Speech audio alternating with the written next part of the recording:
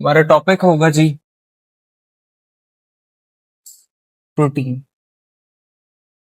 देखिए प्रोटीन जो है प्रोटीओस एक वर्ड है, ग्रीक वर्ड है जी प्रोटीओस। इससे डिराइव किया गया है और ये जो प्रोटीओस है इसका मतलब होता है प्राइम और फर्स्ट।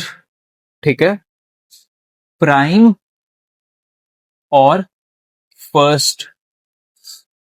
जो हमारे पास प्रोटीन है फंडामेंटल बायोलॉजिकल मॉलिक्यूल है और ये हमारे पास थर्ड सोर्स ऑफ एनर्जी है।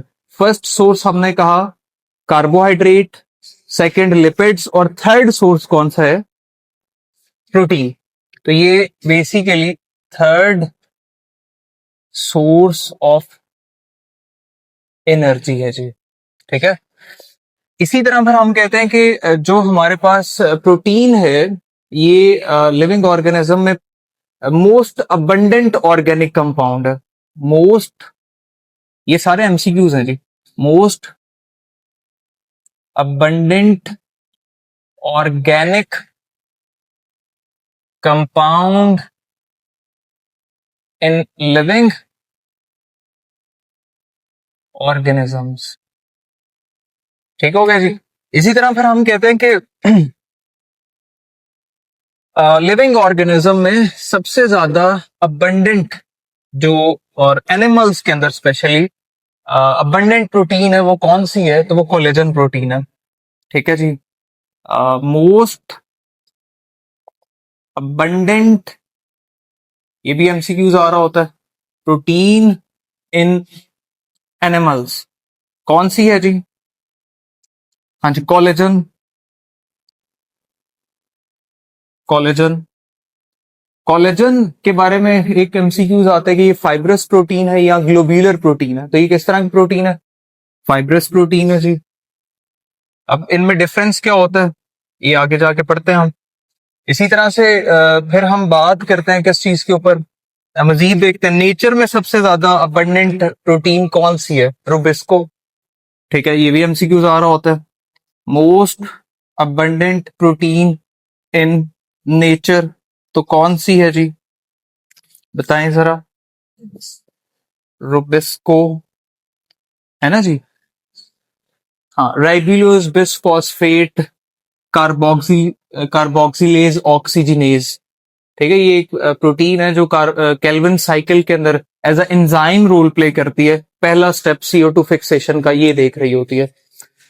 पॉइंट समझ आ गया जी? ओके। तो अब जो प्रोटीन है हमारे पास हम कहते हैं कि ये पोलीमर ऑफ अमीनो एसिड्स है। ये क्या है? Polymer of amino acid. अच्छा, एक तो हम अमीनो एसिड को देखेंगे, इसी तरह प्रोटीन के बारे में अगर आप देख लें, एक एमसीक्यूज आता है कि ह्यूमन के अंदर कितनी प्रोटीन्स पाई जाती हैं। तो 10,000 proteins, 10,000 types of proteins in human, human के अंदर। ठीक हो गया जी। इसी तरह अमीनो एसिड्स क्या है? बेसिकली ये मोनोमर्स हैं। ये क्या है? मोनोमर्स, रिपीटिंग यूनिट्स हैं जी। किसके? प्रोटीन्स के। ये रिपीटिंग यूनिट्स है, बिल्डिंग ब्लॉक्स है। अच्छा, इनके बारे में जब आप बात करेंगे, स्ट्रक्चर तो अभी हम देखते हैं, कुछ एमसीक्यूज इनके बारे में भी देखेंगे। 170 टाइप्स जो हैं वो के अमीनो एसिड्स पाए जाते हैं सेल्स और टिश्यूज के अंदर, इन सेल्स और टिश्यूज। इसी तरह फिर अमीनो एसिड में हम सेकंड एमसीक्यूज देखते हैं कि कितने अमीनो एसिड प्रोटीन्स बना रहे होते हैं। तो कितने बना रहे होते हैं? 25 अमीनो एसिड्स क्या करते हैं? Make proteins.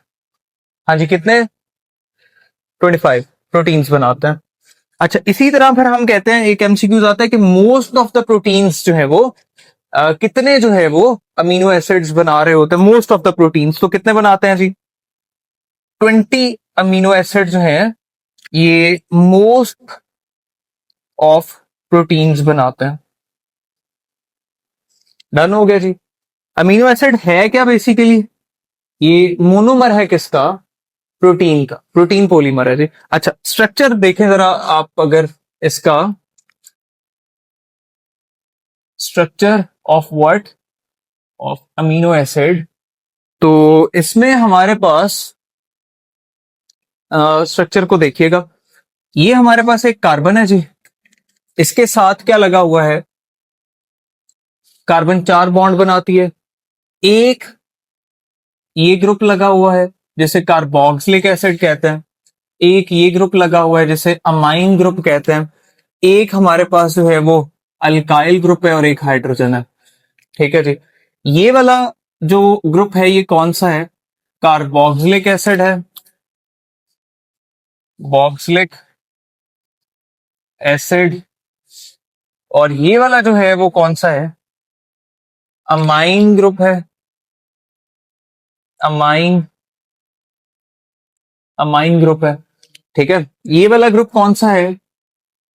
कार्बोक्स, ये अल्काइल ग्रुप, अल्काइल ग्रुप है जी। और ये हमारे पास हाइड्रोजन है, और इस कार्बन को हम क्या कहते हैं जी? Alpha carbon. Carboxylic acid group के साथ जो पहली कार्बन होती है उसे क्या कहते हैं?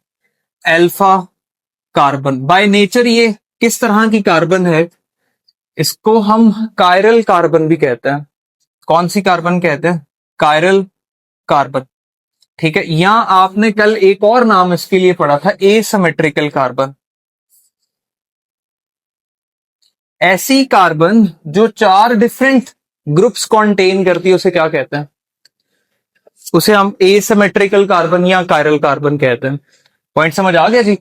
अल्फा कार्बन जो है ये स्पेशली तब यूज किया जाता है जब कार्बोक्सिलिक एसिड के साथ पहली कार्बन लगी हो, अगर दूसरी होगी तो वो बीटा हो। ठीक है। अब यहां पर जो अल्फा कार्बन आपके सामने ड्रॉ हुई है ये कायरल कार्बन है, क्योंकि इसके पास 4 डिफरेंट ग्रुप्स हैं और इसे ही हम एसिमेट्रिकल कार्बन कहेंगे। बीटा हुई, बीटा। ठीक है।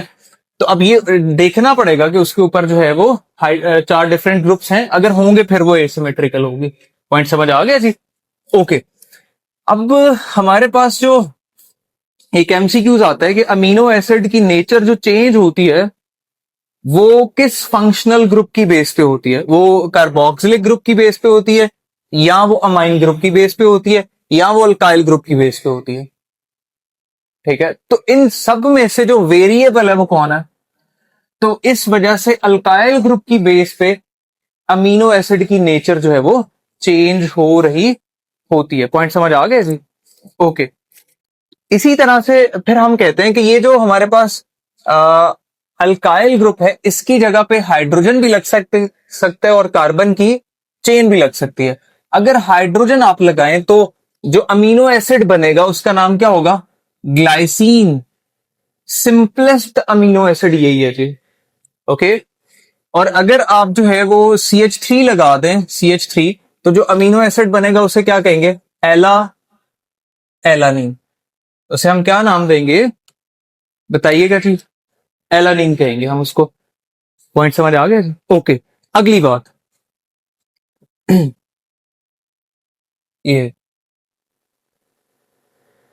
अब हमने देखना है कि दो अमीनो एसिड एक दूसरे के साथ जब रिएक्ट कर रहे होते हैं तो वो किस तरह से कर रहे होते हैं। बेसिकली हम पेप्टाइड बॉन्ड फॉर्मेशन को देखेंगे। किसे देखेंगे? पेप्टाइड बॉन्ड की फॉर्मेशन। ये हमारे पास एक कार्बन है, ये एक अमीनो एसिड है, ये उसका बताएं कौन सा ग्रुप है? वेरी गुड, ये ग्लाइसीन ही बना लेते हैं। तो ये कौन सा ग्रुप है? Very good. साथ साथ अगर आप बोलें तो बड़ा अच्छा हो जाए। ये कौन सी जो है वो अमीनो एसिड है? जबरदस्त, एलानिन। और ये कौन सा ग्रुप? एक अमीनो एसिड का कार्बोक्सिलिक एसिड जो है उसमें से निकलता है OH, और दूसरे अमीनो एसिड के अमाइन ग्रुप में से क्या निकलेगा? और क्या हो जाएगा ये? -H2O। ये क्या हो जाएगा? -H2O। और अब क्या होगा कि ये हमारे पास जो है वो अल्फा कार्बन, इसके साथ कौन सी कार्बन लगी हुई है? Carboxylic carbon. ठीक है। और ये OH रिमूव हो चुका है, ये बॉन्ड नाइट्रोजन के साथ डायरेक्ट हो जाएगा। नाइट्रोजन के पास अभी एक हाइड्रोजन मौजूद है, ऐसा है जी। और इसी तरह ये हमारे पास जो है वो एज इट इज बाकी सारी चीजें आपने खुद ड्रॉ कर लेनी है। तो ये जो बॉन्ड है कार्बन और नाइट्रोजन का, इसे आप क्या नाम देंगे? Peptide bond. बताएं जी क्या कहेंगे? Peptide bond. डन हो गया। एक पेप्टाइड बॉन्ड बना तो कितने वाटर के मॉलिक्यूल निकले? Very good. एक बॉन्ड बना तो एक ही वाटर का मॉलिक्यूल निकला। इस प्रोसेस को हम जो है वो क्या कहते हैं? Dehydration synthesis. ऐसा ऐसा रिएक्शन जिसमें जब मोनोमर्स रिएक्ट करें और कोई स्मॉल मॉलिक्यूल बाहर निकल जाए और वो वाटर हो तो उसे कहते हैं डीहाइड्रेशन सिंथेसिस, या कॉन्डेंसेशन प्रोसेस भी हम इसको कहते हैं। ठीक है, लेकिन कॉन्डेंसेशन एक जर्नल टर्म है, उसमें कोई और चीज भी निकल सकती है, लेकिन हमारे पास डीहाइड्रेशन सिंथेसिस में स्पेसिफिकली वाटर ही निकल रहा होगा। मिसाल के तौर पे नोटिस करना, यहां से एक बड़ा इंपॉर्टेंट एमसीक्यूज आता है। ये है जी अल्फा एक अमीनो एसिड, ये है जी दूसरा अमीनो एसिड। कितने अमीनो एसिड हुए? बॉन्ड कितने बने? 1। मैं कहता हूं एक और लगाए आप। कितने अमीनो एसिड? बॉन्ड कितने? जबरदस्त। मैं कहता हूं एक और लगाए। कितने अमीनो एसिड? बॉन्ड कितने? तो आप नोटिस कर रहे होंगे कि जितने टोटल अमीनो एसिड होते हैं, बॉन्ड उससे एक कम होता है ना जी। आपने 2 लगाए थे तो बॉन्ड 1, 3 लगाए थे तो बॉन्ड 2, 4 लगाए तो बॉन्ड। एक चेन के अंदर जितने अमीनो एसिड होते हैं उनको काउंट कर लें, उनमें से 1 माइनस कर लें, आपको पेप्टाइड बॉन्ड का नंबर मिलेगा, या वाटर जो रिलीज हो रहा है उसके मॉलिक्यूल्स का नंबर मिल जाएगा। पॉइंट समझ आ गया जी? ओके।